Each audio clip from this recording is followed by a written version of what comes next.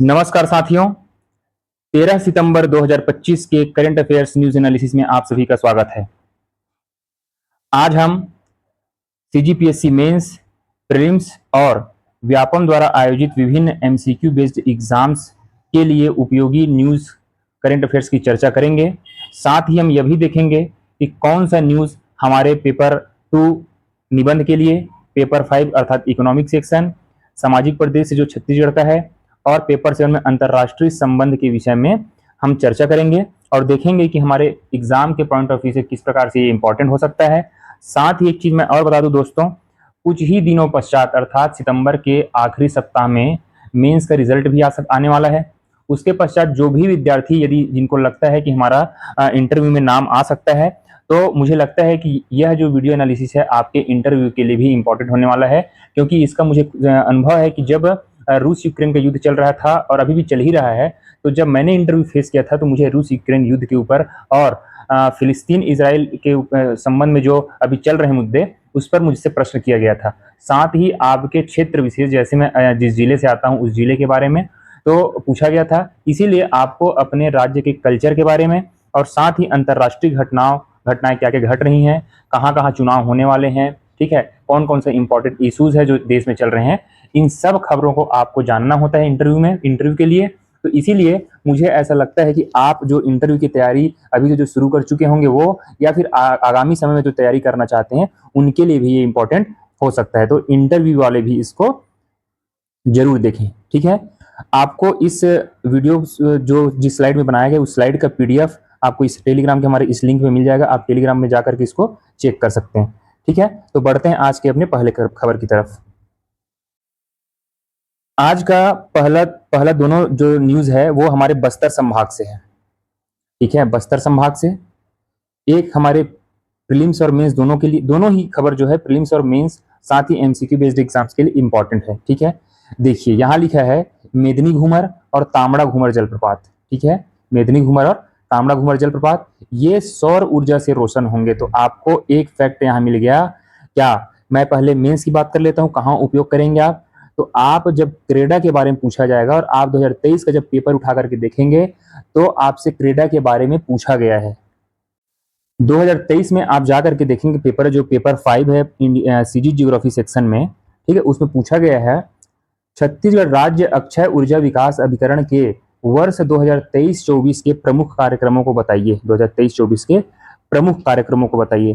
तो इस प्रकार से यदि कोई क्वेश्चन बनता है, देखिए मैं आपको बिना प्रमाण के कोई भी तथ्य बताने का हिम्मत तो नहीं कर सकूंगा। तो मैं आपको जो बताने जा रहा हूं वो यही है कि क्रीडा के संबंध में कोई भी आपको प्रश्न पूछा जाता है या नवीकरणीय ऊर्जा के संबंध में राज्य सरकार के या राज्य के क्या क्या प्रयास हो रहे हैं उसमें पूछा जाएगा, तो आप क्या इसको पर्यटन से जोड़ करके बताएंगे कि जो मेदिनी घूमर और तांबड़ा घूमर जलप्रपात बस्तर में स्थित हैं उनको सौर ऊर्जा से रोशन करने का प्रयास कौन करेगा? क्रेडा करेगा, ठीक है। इस योजना बन चुकी है, इस पर लगभग 30 लाख रुपए खर्च होंगे, ठीक है। इसका कहने का मतलब यहाँ पे निष्कर्ष ये निकलता है कि रात्रि के समय विभिन्न प्रकार के हाई मास्ट लाइट से इसको रोशन किया जाएगा। इससे क्या है, पर्यटकों की आवाजाही में बढ़ोतरी होगी, ठीक है। पर्यटन को ध्यान में रखते हुए इसको बनाया जा रहा है, ठीक। अब यहां से आपके एमसीक्यू के लिए 3 चीजें बाहर आती हैं कि क्रेडा क्या है, इसकी स्थापना कब हुई थी।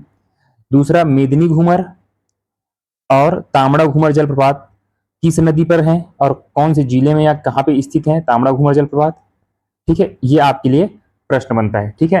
तो सबसे पहला हम जलप्रपात के बारे में चर्चा कर लेते हैं कि आखिर ये जलप्रपात है कहां पर, ठीक है। तो आपके ये दोनों जलप्रपात बस्तर संभाग के मेदिनी घूमर जो जलप्रपात है ये दंतेवाड़ा जिले में है, ठीक है। दंतेवाड़ा जिले में अवस्थित है और इसे हाथी दरहा जलप्रपात भी कहा जाता है। आप इसको उपनाम भी याद रखेंगे, हाथी दरहा जलप्रपात भी कहा जाता है, ठीक है। वैसे ही जो तांबड़ा घूमर जलप्रपात है ये इंद्रावती नदी पर है। किस नदी पर है? इंद्रावती नदी पर है। किस जिले में है? ये बस्तर में है, ठीक है, बस्तर जिले में है।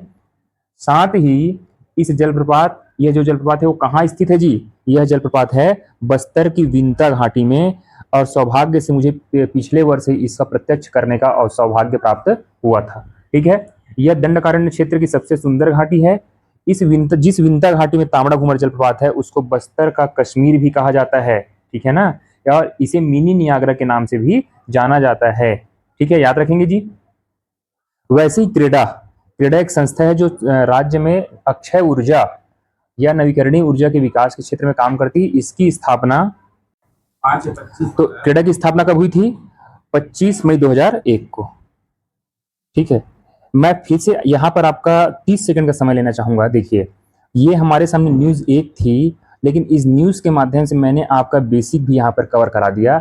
इसका ये कहने के पीछे तात्पर्य यही है कि जब आप किसी न्यूज को पढ़ते हैं तो ऐसे एनालिसिस करें कि इससे आपका बेसिक भी कवर होते जाए। अब आप देखिए यहाँ पे क्रेडा भी आपका कवर हो गया कि इसकी स्थापना कब हुई। ठीक है, इसका मुख्यालय रायपुर में है। इसका कार्य क्या है? इसका कार्य है रिन्यूएबल एनर्जी जो सोर्सेज हैं उसका बेहतर दोहन करना और वैकल्पिक ऊर्जा से संबंधित विभिन्न कार्यक्रम को आगे बढ़ाना, संचालित करना। ठीक है, जैसे ही इनका एक कार्यक्रम था मोर छत मोर बिजली योजना, इनके द्वारा चलाई जा रही थी। ठीक है, वैसे ही आप यहाँ पर सारे जो प्रीलिम्स फैक्ट हो सकते थे, वनडे एग्जाम्स के लिए फैक्ट हो सकते थे, उसको भी आपने कवर कर लिया। साथ ही हमने मुख्य परीक्षा को ध्यान में रखते हुए क्रीड़ा के कार्य पूछे जाएंगे या फिर पर्यटन को बढ़ावा देने के लिए क्या क्या किया जा सकता है या क्या क्या किया जा रहा है, तो आप इसको एक एग्जाम्पल के रूप में लिख सकते हैं। और आपको यही लिखना है, उदाहरण के रूप में जब अपने उत्तर को पुष्ट करते हैं तब आपको मार्क्स मिलने की संभावना अधिक होती है। ठीक है, अगला जो न्यूज है बस्तर ओलंपिक को लेकर के है। क्या है? बस्तर ओलंपिक। तो आपको पता है कि पिछले वर्ष ही बस्तर ओलंपिक की शुरुआत हुई थी बस्तर में। ठीक है, और इस बस्तर ओलंपिक का जो उद्देश्य था वो क्या था? इस बस्तर ओलंपिक का उद्देश्य था वन्य जीवों के संरक्षण को समर्पित। वन भैंस और पहाड़ी मैना इसके शुभंकर थे। ठीक है, और उस क्षेत्र में जो नक्सल प्रभावित क्षेत्र है वहां शांति, विकास एवं स्थिरता लाने की पहल थी। मैं आपको पहले इसके बारे में बता देता हूं डिटेल, फिर बताऊंगा कि कहां पे यूज हो सकता है। ठीक है, तो इसका उद्देश्य क्या था? नक्सल प्रभावित क्षेत्रों में शांति, विकास एवं स्थिरता लाने की पहल है। स्थिरता लाने की पहल। दूसरा, बस्तर क्षेत्र के युवाओं को खेलों के माध्यम से, खेल के माध्यम से विकास की मुख्य धारा में जोड़ने का प्रयास, विकास की मुख्य धारा में जोड़ने का प्रयास एक प्रकार से। ठीक है, साथ ही नक्सल हिंसा में दिव्यांग व्यक्तियों और आत्मसमर्पित नक्सलियों को विशेष प्रोत्साहन। डीबीटी के माध्यम से जिला और संभाग स्तर के विजेताओं को नगद पुरस्कार। ठीक है, अब जब आप देखेंगे फिर से यह 11 खेलों में 7 जिलों के 40,000 खिलाड़ी दिखाएंगे कौशल। तो पहले आपके प्रीलिम्स या वनडे एग्जाम्स के लिए फैक्ट बता दूं, कितने खेल शामिल होंगे इस बार बस्तर ओलंपिक में? 11 खेल शामिल होंगे। कुल कितने जिले हैं बस्तर संभाग में? 7 जिले हैं। और कितने खिलाड़ी होंगे इस बार शामिल? लगभग 40,000 खिलाड़ी शामिल होंगे। देखिए यहां लिखा है अक्टूबर नवंबर में होने वाले बस्तर ओलंपिक की तैयारी की समीक्षा की डिप्टी सीएम अरुण साव और विजय शर्मा ने। इस बार जो होगा वो 32 विकास खंडों के खिलाड़ी हिस्सा लेंगे। नक्सल हिंसा में दिव्यांगों और आत्मसमर्पित नक्सलियों के लिए भी संभाग स्तर पर पुरुष और महिला वर्ग में प्रतियोगिता होगा। अब आप उप मुख्यमंत्री जी का यहाँ पे स्टेटमेंट पढ़िए और इसका आप सीधा उपयोग कर सकते हैं। कहां पर? अभी मैंने आपको एक फैक्ट बताया, प्रीलिम्स फैक्ट। बस्तर ओलंपिक विकास और खेल का संगम है। देखिए आप इसका कैसे इस्तेमाल करेंगे। आपको बस्तर ओलंपिक पे अभी तक निबंध भी नहीं पूछा गया है और आपको ध्यान में होना चाहिए कि पिछले 5-6 वर्षों के आप निबंध को उठा करके देखेंगे छत्तीसगढ़ सेगमेंट में, तो आपको सीधे छत्तीसगढ़ सरकार की जो भी पहल होती है उसको सीधे उठा करके निबंध पूछ लिया जाता है। तो जब आपको बस्तर ओलंपिक के बारे में पूछा जाएगा तो आप डायरेक्ट इसको भूमिका के रूप में लिख सकते हैं जी। देखिए मैं इस निबंध का भूमिका आपको बनाकर बताता हूँ। बस्तर ओलंपिक विकास और खेल का संगम है।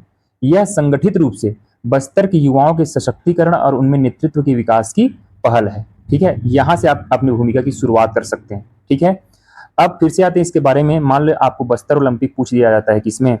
आपके पेपर 6 में जो छत्तीसगढ़ का सामाजिक परिदृश्य है वहां भी पूछा जा सकता है, क्योंकि वहां भी आपके पर्यटन के संबंध में और सांस्कृतिक क्षेत्रों में अर्थात बस्तर के बारे में सिलेबस में मेंशन है। तब आपको लिखना है इसमें क्या क्या होता है। तो इसमें अभी इस बार यूथ आइकन घोषित किए गए हैं। ठीक है, और सभी खेल अधिकारियों, पीटीआई, पंचायत सचिवों, बिहान की महिलाओं और खेल संघों को जोड़ने का आदेश दिया गया है। ये कितने स्तर पर होता है जी? आपसे फिर से एमसीक्यू बेस्ड प्रश्न बनता है। यहाँ पे कितने स्तर पर होता है? 3 स्तर पर। पहला होता है विकास खंड, दूसरा होता है जिला और तीसरा होता है संभाग स्तर पर। ठीक है, आखिरी में संभाग स्तर पर। और संभाग स्तर के जो प्रथम स्थान के विजेता होते हैं उनको प्रमाण पत्र के साथ 5,000 रुपये व्यक्तिगत विधा में और 10,000 रुपये दलीय विधा में प्रदान किया जाता है। और तृतीय स्थान प्राप्त करने तक आपको क्या प्रदान किया जाएगा, इनाम दी जाती है। और जो भी राशि प्रदान प्राप्त होती है उसको सीधे जो लाभार्थी उसके बैंक खाते में डीबीटी के माध्यम से प्रदान की जाएगी। ठीक है, यदि आपको याद होगा पिछले बार का जो ओलंपिक हुआ था उसका ध्येय वाक्य क्या था, याद है? करसाए तब अस्तर, बरसाए तब अस्तर। क्या था? करसाए तब अस्तर, बरसाए तब अस्तर। ठीक है, खेलेगा बस्तर और बढ़ेगा बस्तर, ये था। ठीक है, और शुभंकर क्या था पिछले बार का? पहाड़ी मैना और अपना जंगली भैंसा। ठीक है, जो वन भैंसा है हमारा जो राज्य के राष्ट्रीय पशु और राष्ट्रीय पक्षी है उसको बनाया गया था। तो आप इस सब को ध्यान रखेंगे कि कैसे आपके निबंध में यूजफुल हो सकता है। ठीक है, जो 11 खेल विधाएं हैं उसमें क्या क्या शामिल है आप 11 को पढ़ेंगे, मैं 2-3 बता देता हूँ। एथलेटिक्स है, तीरंदाजी, बैडमिंटन, फुटबॉल, हॉकी, भारोत्तोलन इत्यादि। ठीक है, 11 विधा को इसको याद करेंगे क्योंकि आपको सीधे या तो पेपर 7 के जो खेल वाला सेगमेंट है वहां भी आपको 2 अंक में पूछा जा सकता है कि बस्तर ओलंपिक में जो खेल शामिल है उसके नाम लिखिए, तो आपको नाम भी लिखना पड़ेगा। ठीक है, तो इस प्रकार से आप निबंध अपने मेंस के प्रश्नों की और साथ ही एमसीक्यू की तैयारी इस हिसाब से आप कर सकते हैं। ठीक है जी, बढ़ते हैं अगले न्यूज की तरफ। बस्तर से एक न्यूज आई है कि जो पंचायत है एक मयाना, ठीक है, बस्तर में एक गांव होगा मयाना, वहां के रसूखदारों ने जंगल का बना लिया फर्जी वनाधिकार पट्टा। ठीक है, अब ये न्यूज क्यों इंपॉर्टेंट है हमारे लिए, क्योंकि इसी न्यूज में एक और बात लिखी है, बगैर ग्राम सभा व पंचायत के प्रस्ताव अनुमोदन किए फर्जी पट्टा बनाने का मामला है। अर्थात यहां हमको पढ़ने की आवश्यकता है कि अनुसूचित क्षेत्रों में जो आपके अनुच्छेद संविधान के अनुच्छेद 244 में उल्लेख है कि अनुसूचित क्षेत्रों में जो प्रशासन होगा वो किस तरह होगा। तो यहाँ पर लिखा है कि यदि आपको वनाधिकार पट्टा चाहिए या उसको प्राप्त करना है तो सबसे पहले आपको ग्राम सभा से और पंचायत के प्रस्ताव अनुमोदन लेने की आवश्यकता है, वो उन्होंने नहीं लिया। तब अब हमें यहाँ पढ़ने की आवश्यकता है कि ये वनाधिकार पट्टा और ग्राम सभा जो अनुसूचित क्षेत्रों में कार्य करती है वो कैसे करती है। तो ये हमारे एमसीक्यू के लिए, एमसीक्यू बेस्ड एग्जाम्स के लिए, साथ ही हमारे पेपर नंबर 2 जो प्रशासन है या फिर पेपर 6 छत्तीसगढ़ सामाजिक परिदृश्य में जो जनजातियां हैं वहां आपसे इसके बारे में पूछा जा सकता है। तो एक नजर हम पूरे रिवीजन कर लेते हैं अनुसूचित क्षेत्रों में ग्राम सभा कैसे कार्य करती है। ठीक है, तो सबसे पहले इस अनुसूचित क्षेत्र प्रशासन का उल्लेख जो संविधान के अनुच्छेद में हुआ है, अनुच्छेद का नाम क्या है? 244। ये सब आपके प्रीलिम्स फैक्ट की बात हो रही है, हालांकि प्रीलिम्स दूर है, आपको प्रीलिम्स की तैयारी अभी नहीं करनी है, लेकिन फिर भी आपको मेंस के साथ साथ जहां जहां फैक्ट मिल रहे हैं आपको यहां से एक नजर उस पर डालनी ही चाहिए। ठीक है, तो अनुच्छेद 244 में, उसके बाद जो छत्तीसगढ़ पंचायती राज अधिनियम है उसमें धारा 129 क, धारा 129 क से लेकर के धारा 129 च तक ये अनुसूचित क्षेत्रों में पंचायती राज कैसे काम करेगी उस पर है। इसमें अनुसूचित क जो है वो परिभाषा बताता है, इंपॉर्टेंट है। अनुसूचित धारा 129 ख जो ग्राम सभा के बारे में बताता है, किस क्षेत्र में? शेड्यूल्ड एरियाज के ग्राम सभा के बारे में बताता है कि ग्राम सभा का गठन कैसे होगा। ठीक है, तो ग्राम सभा का गठन कौन करता है? राज्यपाल द्वारा किया जाता है। और अनुसूचित क्षेत्र में आप याद रखेंगे एक ग्राम में एक से अधिक ग्राम सभा का भी गठन करने का प्रावधान है, ये आपके लिए फैक्ट है। ठीक है, वनडे एग्जाम्स के लिए याद रखेंगे कि अनुसूचित क्षेत्रों में एक ग्राम में एक से अधिक ग्राम सभा का प्रावधान है, जबकि मैदानी क्षेत्रों में क्या है जी, जो नॉन शेड्यूल्ड एरियाज है उधर एक गांव में एक ही ग्राम सभा लग सकती है। हालांकि आश्रित ग्राम यदि होता है तो आश्रित ग्राम में भी ग्राम सभा का प्रावधान है, लेकिन अनुसूचित क्षेत्रों में एक ग्राम में एक से अधिक ग्राम सभा का आयोजन किया जा सकता है। ठीक है, दूसरा जो है ग्राम सभा के सम्मेलन के लिए ग्राम सभा के सदस्यों की कुल संख्या का कम से कम कितना होना चाहिए? 1/3 सदस्य होना चाहिए, तभी ग्राम सभा का सम्मेलन सुचारू रूप से संचालित हो सकता है नियमबद्ध तरीके से। और इस 1/3 सदस्यों में 1/3 महिलाओं का होना अनिवार्य है। अब यहीं पे मैं आपको फिर से तुलना कर दूं। ठीक है, मैदानी क्षेत्रों में अर्थात गैर अनुसूचित क्षेत्रों में ग्राम सभा के सम्मेलन के लिए 1/10 सदस्यों की आवश्यकता होती है, जिसमें 1/3 महिला हो सकते हैं। ठीक है, होना ही अनिवार्य है, ये होना ही चाहिए बैठक में। ठीक है, अब ग्राम सभा क्यों पढ़ रहे हैं हम यहाँ पे? इस न्यूज में लिखा है ना, बगैर ग्राम सभा के अनुमोदन के आप वनाधिकार पट्टा नहीं बनवा सकते। तो इंपॉर्टेंट हो जाता है कि ग्राम सभा के कार्य क्या हैं। ठीक है। तो ग्राम सभा के कार्य का उल्लेख जो है सबसे पहले हम यही पढ़ लेते हैं। ये हुआ है पंचायती राज, छत्तीसगढ़ पंचायती राज अधिनियम की धारा 129 ग में ग्राम सभा के कार्यों का उल्लेख किया गया है, जिसमें लिखा है व्यक्तियों की परंपराओं तथा रूढ़ियों को सुरक्षित रखना तथा संरक्षित करना, उनकी सांस्कृतिक पहचान एवं सामुदायिक साधनों को सुरक्षित तथा संरक्षित रखना, विवादों के निराकरण की रूढ़िगत ढंग को सुरक्षित तथा संरक्षित रखना, ग्राम सभा ग्राम के क्षेत्र के प्राकृतिक स्रोतों को प्रबंध करना। यहीं पर ये आ जाता है जो प्राकृतिक स्रोत हैं, और इस प्राकृतिक स्रोत में वन भी आता है। ठीक है, इसी के अंतर्गत ग्राम सभा से अनुमोदन लेना आवश्यक हो जाता है। फिर और अन्य शक्तियां भी हैं, वो हमारे अभी के लिए काम की नहीं है, बाकी आप यदि पढ़ना चाहे तो उसको एक बार उठा करके पढ़ सकते हैं। ठीक है, ध्यान में आया। फिर ग्राम पंचायत के क्षेत्र में क्या क्या कृत्य होते हैं वो भी लिखा हुआ है। जो योजनाएं होती हैं, उप योजनाएं होती हैं, ठीक है, उसको लागू करवाने का काम कौन करता है? ग्राम पंचायत करता है। ठीक है, समझ में आया। तो आपको ये फैक्ट याद रखना है। ठीक है, आपके वनडे एग्जाम्स में, एमसीक्यू बेस्ड एग्जाम्स में कैसे काम आएगा। और यदि आपसे पूछा जाए पेपर 6 में कि भाई ग्राम सभा अनुसूचित क्षेत्रों में किस प्रकार कार्य करती, क्या क्या कार्य होते हैं, तो आपको जो अभी बताया गया कार्य उस सबको याद रखना है, उसी को फैक्चुअल डेटा के साथ आपको अपने आंसर में पुट करना है। ठीक है, बढ़े अगले न्यूज की तरफ। अगला न्यूज है रामगढ़ की पहाड़ी के संबंध में न्यूज आया है। हालांकि न्यूज कुछ ऐसा है कि जो रामगढ़ की पहाड़ी में दरारें आ रही हैं, ऐसा सुनने में आया था, खबर आई थी, और उसके लिए जांच दल का गठन किया गया था। उस टीम गई भी थी और उसमें लीपापोती कर दिया गया जो वर्तमान सत्ताधारी पार्टी के द्वारा। देखिए लिखा है, न विशेषज्ञ न यंत्र, मंत्री व विधायकों ने कह दिया खतरा ही नहीं है। जो वो अभी राजेश अग्रवाल पर्यटन मंत्री ये भी साथ में गए थे, वही बोल दे किसी भी तरह का नुकसान नहीं हुआ है। तो इन सबके बीच हमको पढ़ने की आवश्यकता क्या है? हम सबको पढ़ने की आवश्यकता है कि रामगढ़ की पहाड़ी क्यों इंपॉर्टेंट है, क्यों इंपॉर्टेंट है। तो आपके एमसीक्यू बेस्ड एग्जाम के साथ साथ आपके मेंस में पेपर 6 और पेपर 3 में भी, पेपर 3 में जो छत्तीसगढ़ का इतिहास है, उस छत्तीसगढ़ के इतिहास में रामगढ़ की पहाड़ी के ऐतिहासिक महत्व को पूछा जा सकता है। ध्यान देंगे मैं जो बोलना चाह रहा हूँ। पेपर 3 मेंस के उसमें रामगढ़ की पहाड़ी का ऐतिहासिक महत्व पूछा जा सकता है, और पेपर 6 में पर्यटन के पॉइंट ऑफ व्यू से उसको पूछा जा सकता है। ठीक है, बाकी हम जो भी अभी डिस्कस करने वाले हैं वो सभी भी एमसीक्यू के रूप में आपके सामने पूछा जा सकता है। ठीक है, देखिए लिखे ना, ऐतिहासिक एवं सांस्कृतिक क्षेत्र रामगढ़ की पहाड़ी। तो शुरू करें एक बार रिवीजन इसका। ठीक है, तो ये सरगुजा में स्थित है, सरगुजा जिले में। ठीक है, रामगढ़ की पहाड़ी में ही आपको पता होगा कालिदास ने मेघदूतम की रचना की थी। ठीक है, मेघदूतम की रचना की थी। यहाँ पर मौर्यकालीन साक्ष्य मिले हैं, जिसमें नर्तक देवदत्त और जो नर्तकी थी सुतनुका, उनके प्रणय गाथा का वर्णन मिलता है। साथ ही यहाँ पर अलग अलग गुफाएं हैं, जिसमें सर्वप्रमुख है सीता बेंगरा की गुफा। ठीक है, आप सबने पढ़ा होगा सीता बेंगरा की गुफा। फिर जोगीमारा की गुफा, जोगीमारा की गुफा, फिर लक्ष्मण बेंगरा की गुफा, लक्ष्मण बेंगरा की गुफा, और हाथी पोल की गुफा इंपॉर्टेंट है। ठीक है, ये सब को आपको एक बार पढ़ना है आपके ओरिजिनल सोर्स से कि सीता बेंगरा की गुफा क्यों इंपॉर्टेंट है। जोगीमारा की गुफा में ही मौर्यकालीन साक्ष्य मिले हैं। ठीक है, और लक्ष्मण बेंगरा की गुफा, इस बेंगरा का मतलब होता है रहवास, जहां सीता निवास करती थी, तो सीता बेंगरा कहा गया है।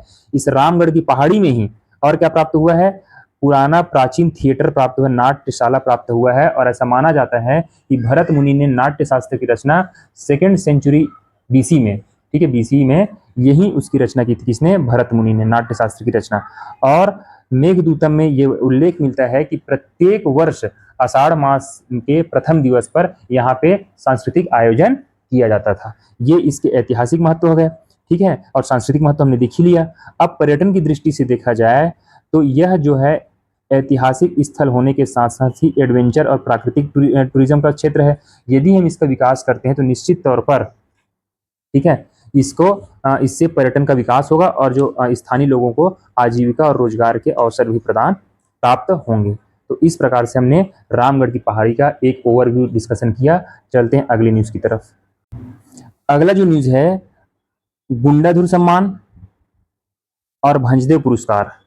गुंडाधुर सम्मान और भंजदेव पुरस्कार के लिए आवेदन मंगाया जा रहा है। ठीक है, देखिए यहाँ पर भी एक न्यूज है, राज्य अलंकरण के लिए आवेदन मंगाया जा रहा है। तो आपको ये पता होना चाहिए कि छत्तीसगढ़ में कुल 33 या 34, आप एक बार इसको फैक्ट कंफर्म करेंगे, 33 या 34 विधाओं में या क्षेत्रों में राज्य अलंकरण पुरस्कार प्रदान किया जाता है, जिसमें गुंडाधुर जो है वो खेल के क्षेत्र में और भंजदेव जो है वो सम्मान तीरंदाजी के क्षेत्र में प्रदान किया जाता है। तो छत्तीसगढ़ में कुल 36 विधाओं में या 36 प्रकार के सम्मान प्रदान किए जाते हैं। ठीक है, आपको ध्यान रखना है कौन कौन सा होता है। मैं सारे 36 का नाम तो नहीं बता पाऊंगा, बस यहाँ पर जो दिया गया इसके बारे में आपको बता सकता हूँ। देखिए, गुंडाधुर सम्मान जो है वो किस क्षेत्र में दिया जाता है? गुंडाधुर सम्मान दिया जाता है जिसने खेल के क्षेत्र में दिया जाता है, राष्ट्रीय स्तर पर पदक जीता हो, अंतर्राष्ट्रीय स्तर पर भारत का प्रतिनिधित्व किया हो। किस क्षेत्र में? खेल के क्षेत्र में उनको दिया जाता है। साथ ही महाराजा प्रवीर चंद्र भंजदेव पुरस्कार तीरंदाजी के खिलाड़ियों को दिया जाएगा। ठीक है, इसमें क्या क्या प्राप्त होता है जी? आपके प्रीलिम से फैक्ट है, इसमें जो प्रमाण पत्र के साथ 1 लाख रुपए नगद राशि प्रदान की जाती है। ठीक है, उसके बाद यहाँ देखिए, ये तो ये और किस अब यहाँ पे इसको अलग से इसलिए दिया गया है क्योंकि ये दिया जाता है आदिम जाति कल्याण विभाग के द्वारा। ठीक है, यहाँ पे देखिए आदिम जाति कल्याण विभाग के द्वारा। अब अगला जो है वो पंडित रविशंकर शुक्ल सम्मान, यति यतनलाल सम्मान, ठीक है, महाराजा अग्रसेन सम्मान, इन सबके लिए भी आवेदन मंगाए गए हैं। तो आपको पता होना चाहिए पंडित रविशंकर शुक्ल सम्मान किस क्षेत्र में दिया जाता है, कौन सी विभाग द्वारा। साथ ही यति यतनलाल सम्मान गौरक्षा और अहिंसा के क्षेत्र में जो दिया जाता है किस विभाग द्वारा दिया जाता है। साथ ही आपको पता होना चाहिए जो महाराजा अग्रसेन सम्मान है, अग्रसेन सम्मान ये किस लिए दिया जाता है आपको पता होना चाहिए। अभी हमने डिस्कस किया पंडित रविशंकर शुक्ल सम्मान सामाजिक आर्थिक शैक्षणिक अर्थात समाज सेवा के क्षेत्र में, यति यतनलाल सम्मान अहिंसा एवं गौरक्षा के क्षेत्र में, और महाराजा अग्रसेन सम्मान जो है वो सामाजिक समरसता के क्षेत्र में प्रदान किया जाता है। तो आपको ये हर बार का हॉट टॉपिक है आपके प्रीलिम से या फिर एमसीक्यू बेस्ड एग्जाम्स के लिए। साथ ही आपके मेंस के पेपर 6 में इसको पूछा जा सकता है कि कौन कौन से सम्मान या लेटेस्ट जो 2025 का या 2024 का सम्मान किस क्षेत्र में किसको दिया गया है। आपको मुखाग्र याद होना चाहिए 36 के 36।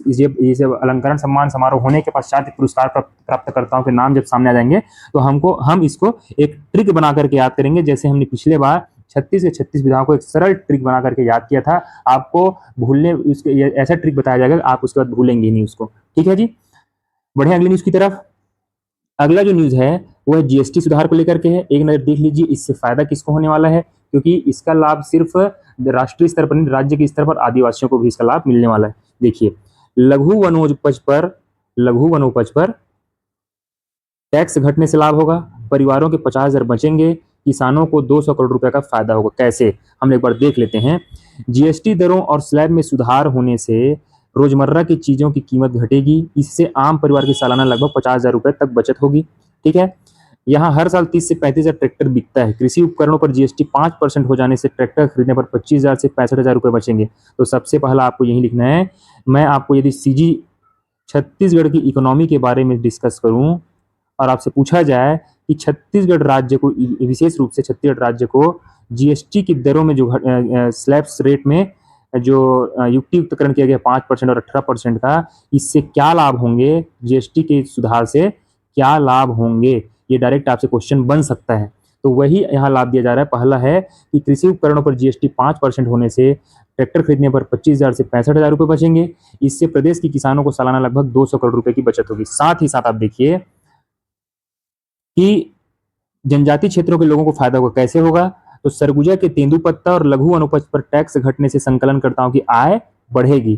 कोयले पर सेस हटाने से छत्तीसगढ़ जैसे राज्यों को लाभ होगा। और ये सारी रोजमर्रा के जीवन में जो टैक्स चीजें हैं उस पर 5% टैक्स लगने से लोगों के जेब में जो इनकम है या फिर जो बचत है उसमें वृद्धि होने वाली है। ठीक है, ध्यान रखेंगे। तो आपको जब भी पूछा जाएगा कि जीएसटी, हाँ, दूसरा अर्थव्यवस्था में जब कोई सुधार होता है तो उसका जनजातीय क्षेत्रों में कैसे प्रभाव पड़ता है उसका एक जीवंत उदाहरण है कि जीएसटी सुधार से देखिए लघु वनोपज और टैक्स घटने से लाभ होगा जनजातियों को भी। ठीक है, तो आप इस तरह से किसी न्यूज को कैसे अपने एग्जाम्पल में जो उत्तर लिखेंगे उस एग्जाम्पल में डालना है वो आप यहाँ से सीख रहे हैं। ठीक है, बढ़ते हैं अगली न्यूज की तरफ। अगली जो न्यूज है वो है राष्ट्रीय मधुमक्खी पालन व शहद मिशन। सबसे पहले तो प्रश्न यही उठता है कि आखिर ये राष्ट्रीय नेशनल बी हनी मिशन ये क्या है? राष्ट्रीय मधुमक्खी हनी अर्थात शहद मिशन ये क्या है? इसकी शुरुआत कब हुई थी? इसकी शुरुआत हुई थी वर्ष 2019-20 में। आपके ये पूरा मैं वनडे या एमसीक्यू बेस्ड एग्जाम्स के लिए बता रहा हूँ। इसकी शुरुआत कब हुई थी? वर्ष 2019-20 में। कौन से मंत्रालय द्वारा हुई थी जी? तो भारत सरकार के कृषि एवं किसान कल्याण मंत्रालय द्वारा इसकी शुरुआत हुई थी, किसान कल्याण मंत्रालय। ठीक है, इसका उद्देश्य क्या था, या फिर ये कौन सी क्रांति लाना चाहते थे इसके तहत? इसके तहत हम लाना चाहते थे मीठी क्रांति। ठीक है, क्या लाना चाहते हैं? मीठी क्रांति। दूसरा, इससे क्या हम प्राप्त करना चाहते थे? इसके तहत हम छोटे और सीमांत किसानों को, किसको? छोटे और सीमांत किसानों को बीच वैज्ञानिक मधुमक्खी पालन और उद्यमिता के समग्र प्रचार, बुनियादी ढांचे के विकास के लिए राष्ट्रीय मधुमक्खी बोर्ड के माध्यम से इसको कार्यान्वित किया गया है। ठीक है, और इसका उद्देश्य है कि किसानों को सिखाएंगे आधुनिक मधुमक्खी पालन के आधुनिक तरीके, ताकि वह कृषि क्षेत्र के डाइवर्सिफाइड तरीके की ओर भी बढ़ सके, अर्थात न केवल कृषि करे बल्कि मधुमक्खी पालन करे, शहद का उत्पादन करे और अपने इनकम को क्या करे? मजबूत करने का प्रयास करे। यही इसका उद्देश्य था। ठीक है, क्या क्या इसके तहत होगा?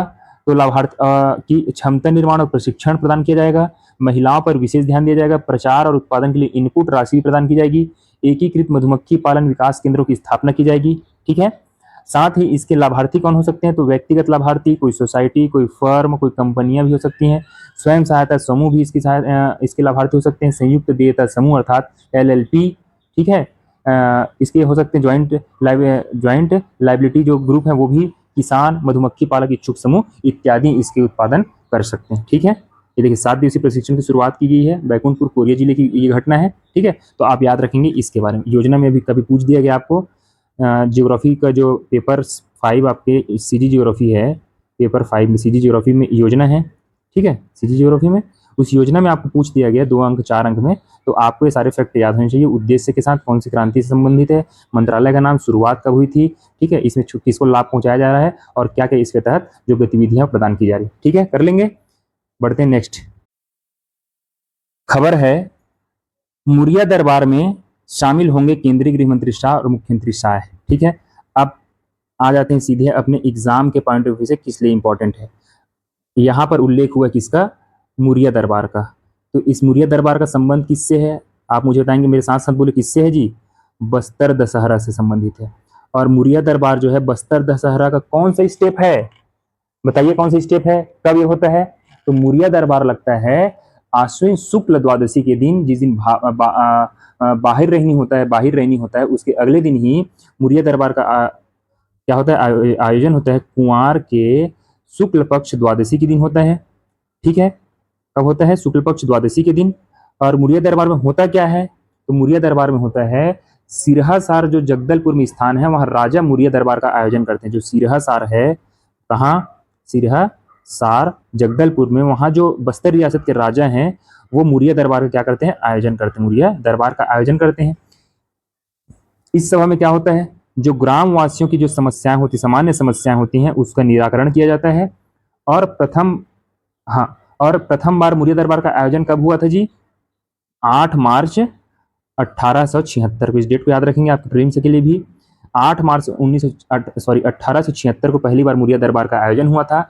अब जब मुरिया दरबार खबर में आ ही गया है तो आपके लिए इंपॉर्टेंट हो जाता है, हमने पहले भी बस्तर ओलंपिक के बस्तर दशहरा के सभी जो परंपराएं प्रथाएं हैं उसका हमने एक बार डिस्कस किया था। एक बार एक सशरी तौर पर मैं इसको आपके सामने रिविजन कर देता हूँ।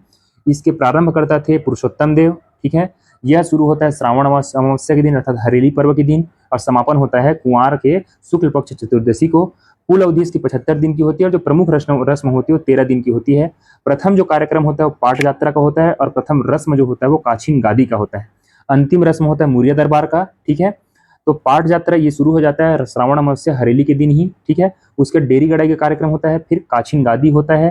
ठीक है, उसके बाद रैला पूजा, जोगी बिठाना, रथ परिक्रमा, दुर्गा अष्टमी, निशा यात्रा, जोगी उठाई, माउली परगाव, भीतर रैनी, बाहर रैनी और मुरिया दरबार के साथ ही और अंत में उहाड़ी करते हुए इस बस्तर दशहरा का समापन होता है। आप इसको यहीं पर जब ये आप सुन रहे होंगे, ठीक है, यहीं पर आपको बस्तर दशहरा का एक बार रिवीजन कर लेना है, क्योंकि इसके लाभ मैं बहुत पहले से बताते आ रहा हूँ और जो इसको ध्यान से सुनते हैं, जो भी स्टूडेंट इसके शुरू से ही व्यूअर रहे हैं, वो देखते होंगे कि तुरंत ही किसी चीज़ को कर लेने से उसका लाभ त्वरित आपको प्राप्त होता है। तो मेरा यही सजेशन रहेगा, आप तुरंत ही इसको यहीं पर रिवाइज कर लेंगे, 2 मिनट ही लगेगा। ठीक है, तो आपके MCQ based exam current affair के में क्या बन गया कि मुरिया दरबार जो होना है उसमें कौन शामिल होने वाले हैं? तो सेंट्रल मिनिस्टर होम अफेयर्स जो है अमित शाह जी, ये शामिल होने वाले हैं। तो ये आपके लिए एक प्रश्न बनता है यहाँ से, ठीक है।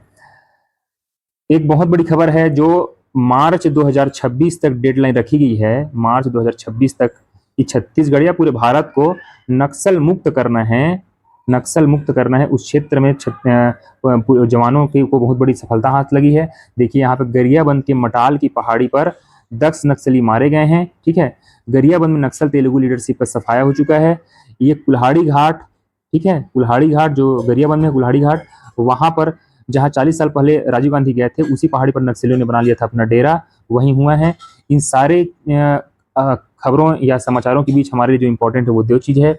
आपके एमसीक्यू में पूछा जा सकता है, क्या पूछा जा सकता है कि मटाल की पहाड़ी कहाँ स्थित है, मटाल की पहाड़ी कहाँ स्थित है। दूसरा, ये कुल्हाड़ी घाट जो है, कुल्हाड़ी घाट की पहाड़ी जो है, ये किस जिले में, कहाँ स्थित है। तो ये दोनों का आपका उत्तर क्या हो जाएगा, गरियाबंद जिले में, ठीक है। आपसे ये प्रश्न पूछा जा सकता है कि मटाल की पहाड़ी और कुल्हाड़ी घाट कहाँ स्थित है। बाकी ये सब चीजें आपको अब ध्यान में रखना चाहिए। जब आपसे इंटरव्यू में प्रश्न होगा, इंटरव्यू में आपसे हाँ थोड़ा चर्चा कर लेते हैं हम लोग। इंटरव्यू में आपसे प्रश्न होगा कि मार्च 2026 तक जो डेडलाइन रखी गई है नक्सल मुक्त छत्तीसगढ़ की और भारत की, उसके बारे में आपका क्या सोचना है, आप क्या आपका व्यू क्या है। तो आप बताएंगे अलग अलग ऑपरेशन के साथ साथ। आप इस मटाल की जो पहाड़ी में और कुल्हाड़ी घाट में जो अभी ऑपरेशन हुआ है, इसमें इसके बाद जो पुलिस जवानों के जो बयान आ रहे हैं और नक्सलियों का जो खात्मा होते जा रहा है, तो आप बताना इस पर कि लगातार अभियान चल रहे हैं और हमारे जवानों को इसमें सफलता प्राप्त हो रही है और जो नक्सलियों का दायरा है वो सिमटता जा रहा है। और वो आत्मसमर्पित नक्सलियों का आंकड़ों का हवाला देते हुए और जो मारे गए नक्सली हैं उसका हवाला देते हुए आप अपने उत्तर की पुष्टि करेंगे फैक्ट के साथ कि निश्चित तौर पर 2026 तक का जो डेडलाइन रखा गया है वो प्रभावशील होता हुआ दिखाई दे रहा है। ये मटाल की पहाड़ी पर जो हुआ ऑपरेशन है, सक्सेसफुल ऑपरेशन है, वो इसको दर्शाता है, ठीक है। अगला जो न्यूज है पीएम सूर्य योजना, हम लगातार 2-3 दिनों से इसको कवर कर रहे हैं पीएम सूर्य योजना के बारे में। अब मुझे लगता है कि इसके बारे में ज़्यादा बताने की आवश्यकता नहीं होनी चाहिए। बेसिक वही चीज़ है कि सोलर जो एनर्जी अपने रूफ टॉप पर सोलर एनर्जी प्रोड्यूस करने के लिए आपको सोलर पैनल लगाने होंगे। आपको सेंट्रल गवर्नमेंट के साथ साथ स्टेट गवर्नमेंट द्वारा सब्सिडी प्रदान की जाएगी, ठीक है। सब्सिडी 3 केवी अर्थात 3 किलो वोल्ट का 3 किलो वाट का आप सोलर पैनल लगाते हैं तो आपको कितना सब्सिडी दिया जाएगा। 5 किलो वाट का आप सोलर पैनल लगाते हैं तो आपको कितना सब्सिडी प्रदान किया जाएगा। उसकी ईएमआई क्या होगी, राज्य सरकार का उसमें योगदान कितना होगा, केंद्र सरकार की सब्सिडी कितनी होगी, ये सब हम इसके तहत पढ़ते हैं। कब शुरू हुई थी ये सब हम पढ़ चुके हैं। अब इसके जो आउटकम्स हैं, परिणाम है, वो सामने आने लगे हैं। तो जब कोई योजना बनती है या फिर जब कोई अभियान, कोई नीति सरकार द्वारा लागू किया जाता है, तो जब उसके आउटकम सकारात्मक आते हैं तब हम कह सकते हैं कि यह योजना क्या है, फ्रूटफुल है, लाभकारी है। तो वही देखिए यहाँ पर लिखा है, बिजली विभाग के 82 कर्मियों ने कराया पंजीयन, ठीक है। 13 अधिकारी कर्मचारी घर पर लगाए जा चुके हैं पैनल। और यह जो है दैनिक भास्कर की खबर है, ठीक है, दैनिक भास्कर की खबर है। इसमें अब न केवल आम जनता बल्कि जो अधिकारी कर्मचारी हैं वो भी इसके प्रति अपना सकारात्मक रुझान प्रस्तुत कर रहे हैं। इससे होगा क्या, देखिए अब ये जब करते हैं, इसके तहत हम सोलर रूफटॉप लगाते हैं और सोलर एनर्जी प्राप्त करते हैं अपने घर के लिए। इससे लाभ क्या है, बेनिफिट क्या है आपसे, यदि छत्तीसगढ़ में, मैं एक मॉडल निबंध बना रहा हूँ, छत्तीसगढ़ में बढ़ता नवीकरणीय ऊर्जा का दायरा, नवीकरणीय ऊर्जा का दायरा, ठीक है। तो लाभ लिखेंगे कि नहीं लिखेंगे, जब निबंध लिखते हैं तो उसमें लाभ आएगा। और लाभ में आपको क्या बताने हैं, देखिए यहाँ पर लिखा है कि बिजली बिल में 60 से 70% तक की कमी आई है, ठीक है। अपने घर पर सोलर पैनल लगवाएं। उनका दावा है कि जहां पहले उनका मासिक बिल 3,000 रुपये से आता था वो घटकर मात्र 450 से 500 रुपये हो गया है। इसके अलावा इन्होंने बताया कि इस योजना का लाभ उठा रहे हैं, ठीक है। तो हम आम नागरिक को भी सरकार के द्वारा जो प्रदान की जा रही सब्सिडी है उसका लाभ उठाते हुए इस योजना का हिस्सा बनना चाहिए, ठीक है। बढ़ते हैं अगले न्यूज की तरफ। मक्के से बने इथेनॉल से किसानों को 45,000 करोड़ रुपए मिले हैं। अभी हाल ही में आपने देखा होगा, इथेनॉल ब्लेंडेड जो पेट्रोल मिल रही थी उससे शिकायत आ रही थी कि उससे गाड़ी की माइलेज में कमी हुई है, सरकार ने भ्रष्टाचार किया, इस तरह के आरोप प्रत्यारोप लगाए जा रहे थे। लेकिन यहाँ इन्होंने कहा है, हमारे देश के जो परिवहन मंत्री हैं, ठीक है, उन्होंने कहा है कि इथेनॉल को उत्पादन करते हैं 400 कारखाने, ठीक है। किसानों को इससे काफ़ी लाभ हुआ है। गडकरी ने कहा मक्के से बने इथेनॉल से किसानों को 45,000 करोड़ रुपए की कमाई हुई है। भारत 1200 रुपये प्रति क्विंटल में जो मक्के का रेट था अब बढ़कर 28 रुपये प्रति क्विंटल हो गया है, अर्थात। और देखिए अब यहाँ पे उनके एमएसपी मतलब जो एमएसपी है उस पर भाव वृद्धि हुई। साथ ही मक्के की खेती के रकबा 3 गुना बढ़ गया है। तो आप लिखेंगे ना, जब किसी चीज को अपनाया जाता है, पर्यावरण के संबंध में कोई निबंध आपसे पूछे या पर्यावरण संरक्षण या पर्यावरण सुरक्षा के संबंध में सरकार द्वारा क्या क्या कदम उठाए जा रहे हैं, तो आपको बताना है। इथेनॉल ब्लेंडेड पेट्रोल के बढ़ने से किसानों की आमदनी में वृद्धि हुई है। किसानों की आमदनी में कैसे वृद्धि हुई है आप बताएंगे। देखिए 1200 रुपये प्रति क्विंटल से बढ़कर के 2800 रुपये प्रति क्विंटल, और साथ ही मक्के की खेती का रकबा 3 गुना बढ़ गया है। यही अपने आप में शो करता है कि किसानों को इससे लाभ मिल रहा है। ठीक है, साथ ही एक चीज इन्होंने बताया है कि आर्टिफिशियल इंटेलिजेंस कृषि क्षेत्र में क्रांति लाने के साथ ही किसानों की स्थिति सुधारने में भी मदद करेगा। ठीक है, अब आर्टिफिशियल इंटेलिजेंस का कृषि क्षेत्र में क्या क्या फायदे हो सकते हैं, आप एक बार उसको सरसरी तौर पर सुन लीजिए। ठीक है, कृषि क्षेत्र में आर्टिफिशियल इंटेलिजेंस से फसल की पैदावार बढ़ाने में, संसाधनों का कुशलतापूर्वक उपयोग करने में, कीटों और बीमारियों का शीघ्र पता लगाने में, मौसम का सटीक पूर्वानुमान करने और पानी का प्रबंधन करने के लिए किया जाता है। यह डेटा एनालिसिस, मशीन लर्निंग और रोबोटिक्स के माध्यम से संभव होता है। ठीक है, अर्थात सिंचाई प्रबंधन, उर्वरक और कीटनाशक प्रबंधन, रोग प्रबंधन में भी इसका इस्तेमाल होता है। आर्टिफिशियल इंटेलिजेंस का कृषि क्षेत्र में जब भी आपसे प्रयोग पूछा जाए आपके पेपर नंबर 5 इकोनॉमी सेक्शन में या जियोग्राफी सेक्शन में, तो आपको यही सब फैक्ट उसमें पुट करना है। ठीक है, अगली न्यूज है, सीपीआई मुद्रास्फीति आरबीआई के 2% की निचली सीमा के दायरे से बाहर हो चुकी है। लगातार 9 माह घटने के बाद फिर बढ़ी खुदरा महंगाई, सब्जियों ने बिगाड़ा बजट। तो हमको यहाँ पढ़ना है मुद्रास्फीति। मुद्रास्फीति एक होता है सीपीआई और एक होता है डब्ल्यूपीआई। आपको थोड़ा बेसिक यहाँ पे इकोनॉमी जानना पड़ेगा। सीपी का मतलब होता है कंज्यूमर कंज्यूमर प्राइस इंडेक्स अर्थात उपभोक्ता मूल्य सूचकांक, और इसका होता है होल सेल प्राइस इंडेक्स अर्थात थोक मूल्य सूचकांक। ठीक है, अब यहाँ लिखे ना सीपीआई, सीपीआई क्या होता है जब तक आपको पता नहीं चलेगा आप आगे बढ़ नहीं सकते। तो सीपीआई होता है वो है, ठीक है, अर्थात उपभोक्ताओं द्वारा खरीदे जाने वाली वस्तुओं और सेवाओं की खुदरा कीमतों के औसत परिवर्तन को मापता है। मैं एग्जांपल लेता हूं, आप मार्केट गए टमाटर खरीदे, आप जुलाई महीने में जब टमाटर खरीद रहे थे जुलाई अगस्त में, तो उसका रेट कितना था जी, लगभग 60 रुपये किलो तक पहुंच चुका था। और जब आप इसी टमाटर को नवंबर दिसंबर में खरीदते हैं तो ये आपको कितने में मिलता है, 10 रुपये किलो मिलता है। तो ये 10 रुपये और 60 रुपये खरीदने वाले हम और आप कंज्यूमर ही तो हैं। तो कंज्यूमर जो जिन रिटेल वस्तुओं को खरीदता है उसके जो मूल्य में चेंजेस होते रहते हैं, परिवर्तन होता है, उसको मापने का काम करता है कौन, सीपीआई। और सीपीआई का सीधा संबंध होता है, देखिए सब्जी सीधे उपभोक्ता खरीदते हैं इसको। ठीक है, वहीं मैं डब्ल्यूपीआई की बात करूं एक नज़र में, तो डब्ल्यूपीआई जो है थोक बाजार में वस्तुओं की कीमतों के औसत परिवर्तन को मापता है। इससे जनता का डायरेक्ट कोई सरोकार नहीं होता है। ठीक है, देखिए जो डब्ल्यूपीआई है उसमें क्या क्या शामिल होता है। डब्ल्यूपीआई में खासकर विनिर्मित गुड्स जो होते हैं, मैन्युफैक्चरिंग गुड्स, उस पर फोकस होता है। जबकि जो सीपीआई है, सीपीआई में शामिल होता है आपका ईंधन, सब्जी, ठीक है, ये सब चीज शामिल होता है। और इसी सब ईंधन में और सब्जियों के दाम में ही तो डे टू डे चेंजेस होते रहता है। और एक आपके लिए मैं फैक्ट बता दूं, जो आरबीआई जो मुद्रास्फीति के निर्धारण के लिए जिस डेटा का इस्तेमाल करती है वो सीपीआई के डेटा को ध्यान में रख के अपना जो मुद्रास्फीति के लक्ष्यीकरण अर्थात टारगेट करने का प्रयास किया जाता है, वो सीपीआई के डेटा को ध्यान में रखकर किया जाता है। ठीक है, अब आप इसको एक बार एक नज़र आप पढ़ लेंगे कि ग्रामीण शहरी इलाकों में भी बढ़ी दर है, कैसे मुद्रास्फीति बढ़ी है, कौन कौन से सेगमेंट है जिस पे बढ़ी है। हमने यहाँ पर जो बेसिक चीज़ें बातें करनी थी उसके बारे में हमने चर्चा कर लिया। ठीक है, बढ़ते हैं अगली न्यूज़ की तरफ। यहाँ पर आपके लिए एक एमसीक्यू बेस्ड फैक्ट है। भूपेन हजारिका जी, डॉक्टर भूपेन हजारिका का संबंध किस राज्य से है, तो डॉक्टर भूपेन हजारिका का संबंध है असम राज्य से। इनको भारत रत्न से नवाजा जा चुका है, भारत रत्न से नवाजा जा चुका है। ठीक है, ये किस क्षेत्र में असम के इतने बड़े व्यक्तित्व बने हैं, तो सांस्कृतिक क्षेत्र में, अर्थात असमिया जो चेतना है, असमिया जो चेतना है अर्थात असमीज जो लोग हैं, असमिया लोग हैं, उनमें सांस्कृतिक चेतना जगाने में इनका अहम योगदान रहा है। ठीक है, तो आज पूरा भारत इन भूपेन हजारिका जी की 100वीं वर्ष जयंती मना रहा है। हमारे देश के प्रधानमंत्री आज के दिन ही असम में इस पर कार्यक्रम में शिरकत कर रहे हैं। ठीक है, बढ़ते हैं अगली न्यूज़ की तरफ। यहाँ पर भी हमारे लिए अभी दो बातें हैं काम की। पहली, जो पीएम अभी अंतरिम प्रधानमंत्री बन रही हैं जेनजी आंदोलन के पश्चात, कहा नेपाल में अंतरिम प्रधानमंत्री, पहली बार कोई नेपाल में महिला को प्रधानमंत्री के रूप में नियुक्त किया गया है, उनका नाम है सुशीला कार्की। क्या नाम है? सुशीला कार्की। ठीक है, इनको अंतरिम प्रधानमंत्री नियुक्त किया गया है।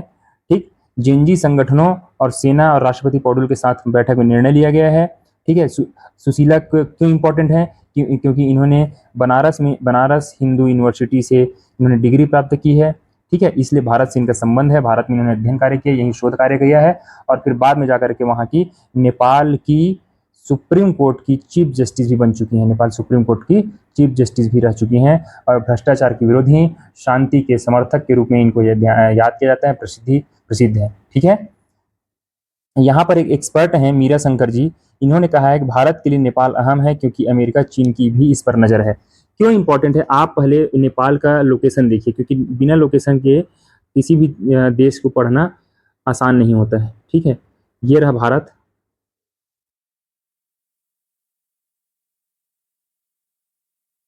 ठीक है जी, ये भारत, और ये जो स्थान है ये है नेपाल, ऊपर में तिब्बत और पूरा ये चीन का इलाका है। तो नेपाल जो है एक लैंड लॉक्ड कंट्री है, आपको याद रखना, लैंड लॉक्ड अर्थात भू आवेष्टित प्रदेश है, जिसकी बाउंड्री किसी भी जल सीमा से जब नहीं टकराती है तो उसको लैंड लॉक्ड कंट्रीज कहा जाता है। तो ये व्यापार कैसे करता है नेपाल? तो नेपाल या तो भारत के रूट के माध्यम से, क्योंकि जो समुद्र में जो सामान आते हैं वो नेपाल को कैसे जाता है? भारत के माध्यम से जाता है, और ऊपर से चीन की तरफ से भी व्यापार करता है। तो लैंड लॉक्ड कंट्रीज के होने के कारण नेपाल को प्राकृतिक रूप से भारत पर निर्भर रहना ही है। ठीक है, तो भारत को इसलिए नेपाल के लिए भारत की जरूरत है, और भारत की चूंकि सबसे पड़ोसी देश में छोटे देशों में से एक है, तो भारत को भी ये ध्यान रखना है कि जो चीन और अमेरिका की दखलंदाजी जो बढ़ रही है नेपाल में, वो बढ़ने न पाए, क्योंकि दोनों भारत की आंतरिक सुरक्षा और संप्रभुता के लिए खतरा हो सकता है। यही बातें बताना चाह रहे हैं। अब आगे और कोई न्यूज़ आती है तो उस पर हम चर्चा करेंगे। ठीक है, ये इंपॉर्टेंट न्यूज़ है आज के आपके पेपर 7 IR के सिलेबस के लिए, इंटरनेशनल रिलेशन में क्या है। कल हमने इस पर थोड़ी चर्चा भी की थी। मॉरिशस के प्रधानमंत्री राम गुलाम जी आए हुए थे वाराणसी में, प्रधानमंत्री मोदी जी के साथ इनकी बैठक भी हुई है। क्या क्या हुआ, हम थोड़ा एक बार पूरे फैक्ट को पढ़ लेते हैं। मॉरिशस को करीब 6,000 करोड़ रुपए के आर्थिक पैकेज को मंजूरी दी गई। साथ ही दोनों देशों के मध्य द्विपक्षीय साझेदारी को एनहेंस्ड स्ट्रेटेजिक पार्टनरशिप का दर्जा दिया गया है। Enhanced strategic partnership. तो एक प्रश्न आपसे यही बनता है कि हाल ही में भारत ने किस देश के साथ अपने संबंध को इनहेंस्ड स्ट्रेटेजिक पार्टनरशिप का दर्जा प्रदान किया है? तो वो देश का नाम क्या होगा? मॉरिशस होगा। ठीक है, मोदी जी ने मॉरिशस को परिवार तुल्य बताया और दोनों देशों के बीच सदियों पुराने ऐतिहासिक व सांस्कृतिक संबंधों का पुनः स्मरण कराया। ठीक है, अब इंपॉर्टेंट है क्यों मॉरिशस भारत के लिए इंपॉर्टेंट, कल भी हमने डिस्कस किया था। तो आपको याद होना चाहिए मॉरिशस की जो लोकेशन है वो हिंद महासागर में है। कहाँ है? हिंद महासागर में है।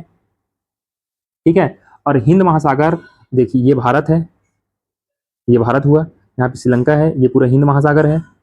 हिंद महासागर, इधर जाएंगे तो आपको पैसिफिक ओशन मिलेगा, इधर भी आप, यहाँ पे अफ्रीकन महाद्वीप है, यहाँ पे मेडागास्कर, और यहाँ पर जो है मॉरिशस का स्थान है। और यहाँ लाल सागर से होते हुए यहाँ पे रेड सी है। ठीक है, रेड सी है, आपको पता है रेड सी। ठीक है, ये यहाँ से फिर मिस्र से होते हुए ये व्यापार होता है यूरोप के और अन्य देशों के बीच। तो आपको हिंद महासागर और पैसिफिक जो इंडो पैसिफिक रीजन में पूरे वैश्विक व्यापार का लगभग 75% वस्तु का आयात निर्यात होता है। ध्यान रखेंगे, फिर से मैं दोहरा रहा हूँ, इस इंडो पैसिफिक रीजन में दुनिया के 75% वस्तुओं का क्या होता है? आयात निर्यात होता है। इस क्षेत्र में दुनिया के सबसे व्यस्त बंदरगाह और प्रमुख व्यापार मार्ग जैसे मलक्का जलडमरू मध्य स्थित है। मलक्का स्टेट कहाँ है जी? इंडोनेशिया और श्रीलंका के मलेशिया के बीच में है।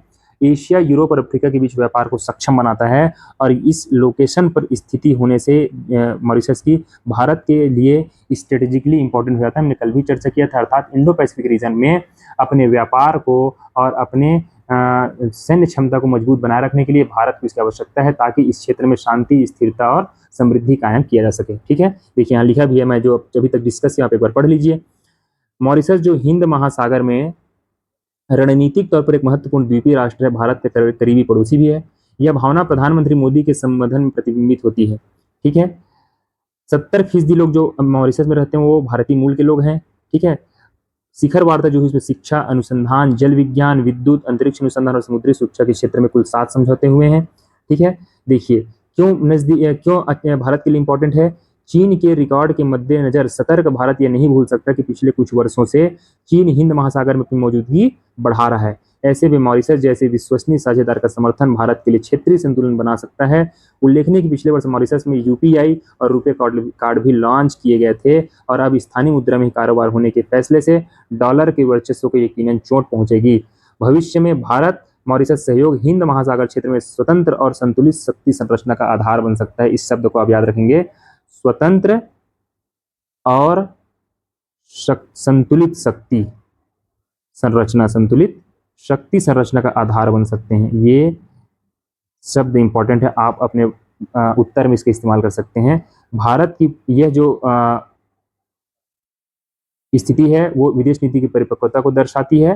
ठीक है, अर्थात जो परियोजनाओं की घोषणा हुई है वो समयबद्ध पूर्ति और पारदर्शिता सुनिश्चित हो उसमें, ताकि यह सहयोग सही मायने विकास का माध्यम बन सके। ठीक है जी, तो आपको यदि आपके आईआर में भारत और मॉरिशस पर सीधा कोई प्रश्न पूछता है तो आपको इन्हीं सब पॉइंट्स से अपने उत्तर को कंटेंट प्रदान करना है। ठीक है, यहाँ पर आपके लिए एक बेसिक फैक्ट है कि अल्बानिया ने हाल ही में दुनिया के किस देश ने एआई मंत्री नियुक्त किया है? तो अल्बानिया ने दुनिया की पहली एआई मंत्री की नियुक्ति की गई है।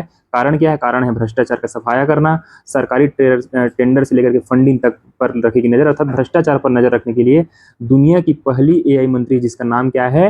डिएला। क्या नाम है जी? Diella, Diella. ठीक है, याद रखेंगे डिएला कौन है। तो डिएला या फिर डिएला नाम का चर्चा दुनिया में किस लिए है? तो आपको याद रखना है अल्बानिया ने एआई मंत्री बनाया है, किसको? डिएला को। ठीक है, अब कुछ एमसीक्यू पर एक चर्चा हो जाए। एशिया की सबसे लंबी नदी कौन सी है? चलिए बताइए, एशिया की सबसे लंबी नदी कौन सी है जो लगभग 6300 किलोमीटर तक बहती है? तो इसका सही उत्तर होगा यांगजी नदी। चीन से निकल करके म्यांमार से होते हुए ये बहती है। ठीक है, आप याद रखेंगे।